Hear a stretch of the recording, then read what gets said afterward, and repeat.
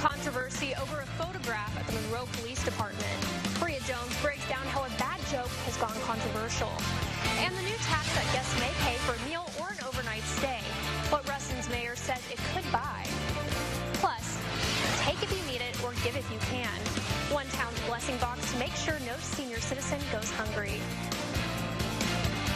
Thank you for choosing Fox 14. I'm Sarah Scarlett.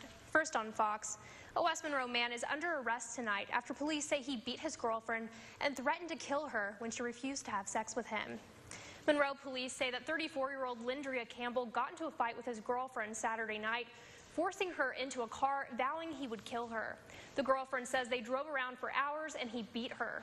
Campbell is charged with domestic abuse, battery, kidnapping, and false imprisonment. A Bernice man is dead and a Farmerville woman is under arrest tonight following a deadly head-on crash. It happened around 9:20 last night on LA Highway 2 just west of Farmerville. Police say 51-year-old Tracy Fields crossed the center line in his pickup and hit another truck.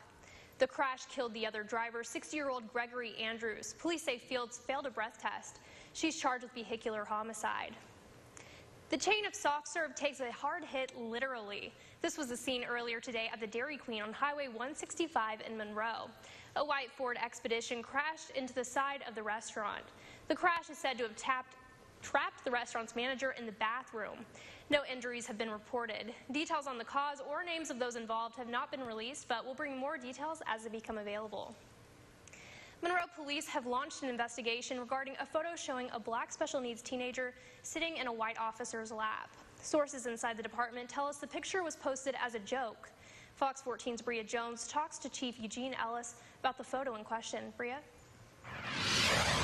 That's right, Sarah. I spoke with Police Chief Eugene Ellis, and he says that picture is real, but he believes it's being taken out of context. According to Ellis, the photo was taken on Labor Day in efforts to identify a missing special needs teen. Police say the teen was found around 1 a.m. in the Booker T. Washington area within several hours, where they were able to locate his family. Later in the day, sources within the department say the photo was later distributed as a poor joke. However, Ellis says it was put out to help the team. There's several cases where we do insert bulletins, bolos, and bolos be on the lookout for inside the mailboxes. That it's just a photograph. You know, a lot of times photographs will tell, a photograph will tell the truth, but it won't tell the story. At 6, here what a source high in the department tells us was the message attached to the picture. In the studio, Bria Jones, Fox 14 News. Thanks, Bria. With the new sports complex underway, the city of Dresden is capitalizing on future revenue. The mayor is proposing a new tax at city council tonight, and Randy had a chance to speak with him. Randy, what's the tax for? Sarah, Mayor Ronnie Walker says the sales tax will be on all hotels and restaurants within city limits. Patrons would see an extra 1.75% increase on their hotel stay or dinner bills. Right now, Dresden hotels are bringing in over $1 million every month, and restaurants 6 times that much. Mayor Walker says with the new sports complex, those numbers are going to jump even higher. Those are the two business segments that will make the most off our sports complex. Our restaurants will see about a 25% increase. The hotels will see a 100% increase in their occupancy. The mayor says all the money will be used for Reston's economic development. He'll present the ordinance before city council tonight, and council will vote on it next month. What exactly does the mayor have in mind for Reston? That's coming up at 9. In the Media Control Center, Randy Ayala, Fox 14 News. Thanks, Randy. A Louisiana mayor is facing backlash for his response to Nike's Colin Kaepernick ad. The company released an ad last week featuring the former San Francisco 49ers quarterback who began kneeling during the national anthem in the 2016 season. The same day the ad was unveiled, Kenner Mayor E. Benzon III signed a memo banning all booster clubs from ordering Nike products at the city's recreational centers. A city council member said he will meet with the mayor and other council members in an effort to rescind the directive.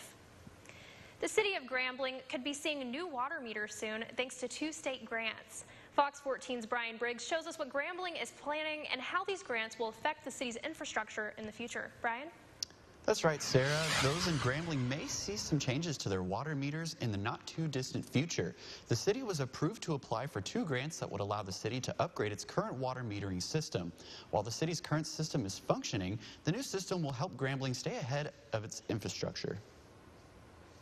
Presently, we are physically going to every household to read the meter. So with this funding, we'll be able to save on manpower and on time. Coming up at 9, I spoke with the mayor of Grambling to see how this system will differ from the current one and what it means for residents and business owners. Live in the studio, Brian Briggs, Fox 14 News. Thanks, Brian. The Health Coalition is fighting hunger in Columbia County, specifically with their new blessing box. They've built it right outside of Greater Harvest Church of God in Christ in Magnolia. The coalition tells Fox 14's Sheriff Cobbs that hunger greatly affects the South, and they want a chance to make that better. Pastor Larry Roach says ministry covers many areas. You're talking about housing, you're talking food, you're talking clothing. As a smaller church, Greater Harvest Church of God in Christ, community outreach is important and very needed. But Roach says he wishes they could do more. They once had a soup kitchen. Every Tuesday we would feed 200 people. Money was short and they had to shut it down. But now, light at the end of the tunnel, the Health Coalition stepping in to bring the blessing box to their grounds. A place to put non-perishable food donations 24 hours a day for those who need them. It kind of meets even a better need because there's a more of an array of foods. Tyler Turner, member of the Health Coalition, says hunger is an ongoing issue in South Arkansas, and there is an even bigger need for food for the elderly. It's not discussed a lot. Working in hospice, I've seen that being a conversation, obviously, that people don't want to have. He said the elderly population is often forgotten, especially in rural areas. Turner says many are choosing between food and medicine. If people are discharged from the hospital and go home and don't have food, well, they're not going to get better, because if you're not eating, your body's not healing. Even if you're taking the medicine, you're not meeting your basic needs. For Pastor Roach, he's happy the Health Coalition has their community in mind because they're helping them help others one meal at a time. Sheriff Cobbs, Fox 14 News. You'll want to make sure to download our brand new standalone weather app. You can set locations to make sure you're notified about dangerous weather that's headed your way. It's also the only app where you can see our Fox 14 Storm Tracker Doppler on your phone. Download it today in the Apple App Store or on Google Play. Coming up on Fox 14, the president continues to threaten to shut down the federal government if he doesn't give $5 billion to build his border wall. The money runs out on September 30th unless Congress passes and the president signs a dozen appropriation bills. We'll have more on the 2-week countdown from Washington. And Subway's signature sandwich deal may no longer be an option. Why the $5 footlong could become a deal of the past.